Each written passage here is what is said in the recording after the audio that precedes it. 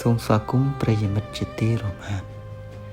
ថ្ងៃនេះខ្ញុំមានសាច់រឿងពិតមួយចែកជូនពុកម៉ែបងប្អូនទាំងអស់គ្នាស្ដាប់កំសាន្តតោះយើងចូលទៅស្ដាប់សាច់រឿងទាំងអស់គ្នាតែម្ដងបន្ទប់ជួលនៅណាយជូស៊ីប្រទេសកូរ៉េខាងត្បូងមនុស្សមិនអាចរស់នៅបានលើសពីប៉ុន្មានសប្តាហ៍រឿងនេះគឺជាបទពិសោធន៍ពិតដែលខ្ញុំជួបប្រទះផ្ទាល់កាលពីអំឡុងឆ្នាំ2019មុនពេលជំងឺ COVID-19 រាតត្បាតរហូតមកដល់សប្តាហ៍ថ្ងៃរាល់ពេលនឹកដល់បន្ទប់នោះខ្ញុំតែងតែមានអារម្មណ៍ថាត្រជាក់ឆ្អឹងខ្នងក្នុងឆ្នាំ2019មុនពិភពលោកត្រូវបានផ្លាស់ប្ដូរដោយជំងឺ COVID-19 ខ្ញុំបានធ្វើដំណើរទៅធ្វើការនៅក្នុងប្រទេសកូរ៉េខាងត្បូងកន្លែងដែលខ្ញុំទៅធ្វើការគឺនៅតំបន់ណាជូស៊ីពុកម៉ែបងប្អូនឬក៏បងប្អូនយើងដែលទៅធ្វើការនៅប្រទេសខាងរោងប្រទេសខាងត្បូងស្គាល់ហើយនៅតំបន់ណាជូស៊ីគឺនៅខ្វាងជូធំទីនោះជាតំបន់ស្ងប់ស្ងាត់មានរោងចក្រនិងផ្ទះជួលជាច្រើនសម្រាប់ពលករបរទេសក្រុមហ៊ុនបានរៀបចំបន្ទប់ស្នាក់នៅឲ្យខ្ញុំមួយសំឡមបន្ទប់នោះមើលទៅធម្មតាខ្លាំងណាស់មិនធំមិនតូចមានក្រែតូចមួយទូសម្លៀកបំពាក់មួយបងអួចតូចមួយតែបងអួចនោះវាហាក់បីដូចជាចំណៃបន្តិចជញ្ជាំងពណ៌សដែលមើលទៅរាងចាស់បន្តិចតែវាមិនជាថ្មីសម្រាប់ខ្ញុំទេខ្ញុំមិនបានគិតអ្វីទាំងអស់ខ្ញុំគិតតែធ្វើការជារៀងរាល់ថ្ងៃចេញពីបន្ទប់ទៅម៉ោង6ល្ងាចដើម្បីចូលវេនយប់ហើយត្រឡប់មកវិញនៅជិតភ្លឺជីវិតមានតែធ្វើការញ៉ាំស្ដាប់តន្ត្រីមួយទឹកហើយនឹងដេកតែប៉ុណ្ណោះអស់រយៈពេលជិត2ខែកន្លងផុតទៅគ្មានអ្វីកើតឡើងនោះទេប៉ុន្តែមានរឿងមួយដែលខ្ញុំចាប់ផ្ដើមសង្កេតឃើញរៀងរាល់ព្រឹកប្រហែលម៉ោង5ខ្ញុំតែងតែដឹងខ្លួនមិនដឹងថាខ្ញុំគេងលក់យប់ជ្រៅប៉ុណ្ណាម៉ោង5ព្រឹកខ្ញុំភ្ញាក់ជានិច្ចដំបូងខ្ញុំគិតថាប្រហែលជារាងកាយរបស់ខ្ញុំស៊ាំនឹងម៉ោងធ្វើការតែមានរឿងចម្លែកជាងនេះទៅទៀតពេលខ្ញុំដេកម្ដងខ្ញុំតែងតែដេកនៅកណ្ដាលគ្រែប៉ុន្តែរាល់ព្រឹកខ្ញុំបែរជាគេងអឹបនៅជញ្ជាំងទៅវិញមុខបែរទៅទិសខាងលិចខ្ញុំដំបូងខ្ញុំអត់សូវជាឆ្ងល់ប៉ុន្មានទេដូចជាមាននរណាម្នាក់រុញខ្ញុំឲ្យទៅជាប់នឹងជញ្ជាំងខ្ញុំមិនដែលយល់ទេថាមានអ្វីចម្លែកថាហេតុអ្វីបានជា ខ្ញុំគេងបែបនេះរហូតមកដល់ថ្ងៃមួយបងប្រុសខ្មែរម្នាក់ដែលធ្វើការនៅទីនោះយូរមកហើយបានហៅខ្ញុំទៅអង្គុយផឹកកាហ្វេជាមួយគាត់និយាយលេងពីនេះពីនោះស្រាប់តែគាត់សួរខ្ញុំមួយសំណួរអប្អូនឯងនៅបន្ទប់លេខ4នឹងមែនខ្ញុំឆ្លើយថាបាទបងភ្លាមនោះទឹកមុខ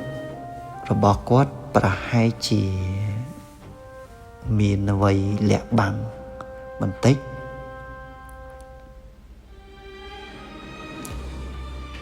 រួចគាត់និយាយថាបន្ទប់នោះគ្មានអ្នកណានៅបានយូរទេពេលនោះខ្ញុំសើចតិចខ្ញុំគិតថាប្រហែលជាគាត់លេងសើចនឹងខ្ញុំហើយមិនទៅប៉ុន្តែអ្វីដែលគាត់និយាយបន្ទាប់ធ្វើឲ្យខ្ញុំសើចលេចចេញគាត់ប្រាប់ខ្ញុំថាមុនខ្ញុំមកដល់នៅទីនេះអូនគាត់ជាអ្នកធ្លាប់រស់នៅបន្ទប់នោះរួចទៅហើយបន្ទប់នោះដំបងអ្វីវាមើលទៅគ្មានប្រក្រតីឬក៏ធម្មតាទេប៉ុន្តែយប់មួយគាត់កំពុងដេកស្រាប់តែរាងកាយទាំងមូលរបស់គាត់លែងអាចកម្រើកបានដង្ហើមគាត់ដកតឹងធ្ងន់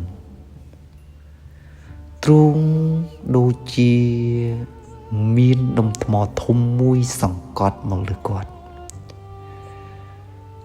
ព្យាយាមស្រែកខ្លាំងតែមាត់មិនអាចចេញសំឡេងសំបីតែបន្តិចភ្នែកបើកបានតែបន្តិចហើយអ្វីដែលគាត់ឃើញគឺមនុស្ស3នាក់ឈរសម្លឹងមើលគាត់ម្នាក់ក្មេងប្រុសអាយុប្រហែល8ឆ្នាំម្នាក់ទៀតបុរសវ័យប្រហែល35ឆ្នាំនិងម្នាក់ទៀតជាចាស់ជរាប្រហែលអាយុ70ឆ្នាំអ្នកទាំង3ស្លៀកសម្លៀកបំពាក់បែបបុរាណជនជាតិកូរ៉េពណ៌សមុខស្លេកស្លាំងមិននិយាយអ្វីមួយម៉ាត់គ្រាន់តែសម្លឹងមើលគាត់តែប៉ុណ្ណោះភ្នែករបស់គាត់មិនបិទសោះនោះទេគាត់និយាយថាគ្រាន់តែសម្លឹងភ្នែកទាំង3នោះគាត់មានអារម្មណ៍ថាជីវិតគាត់ប្រៀបបីដូចជាដល់ដង្ហើមចុងក្រោ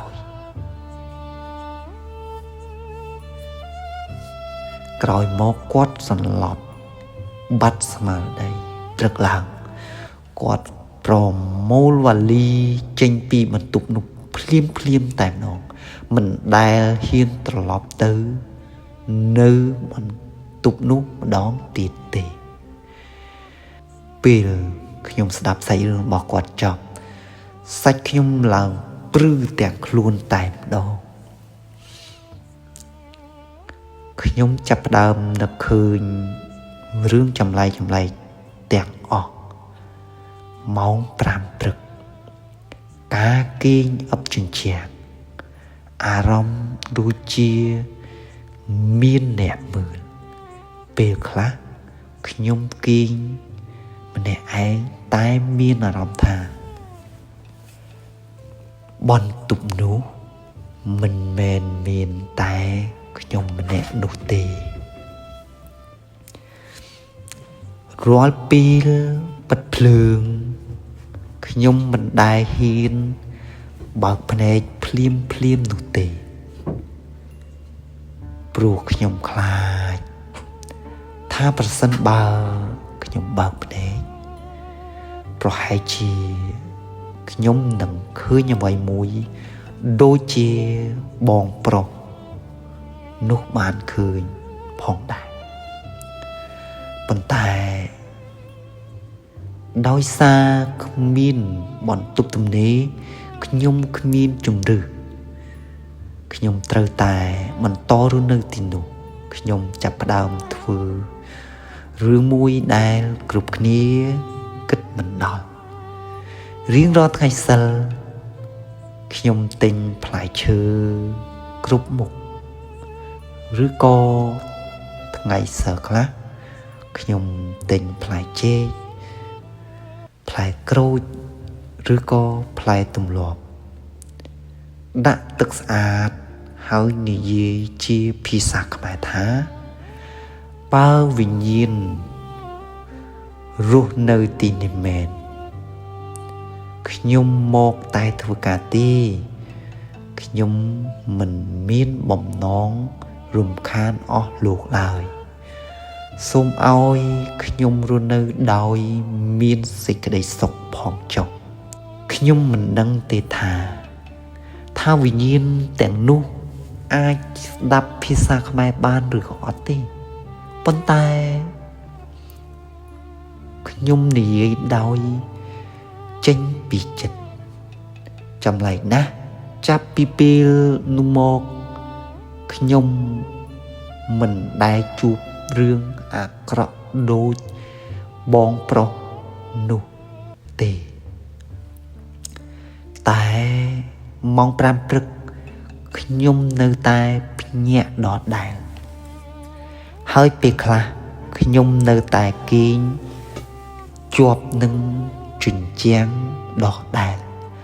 ដោយមិនដឹងថា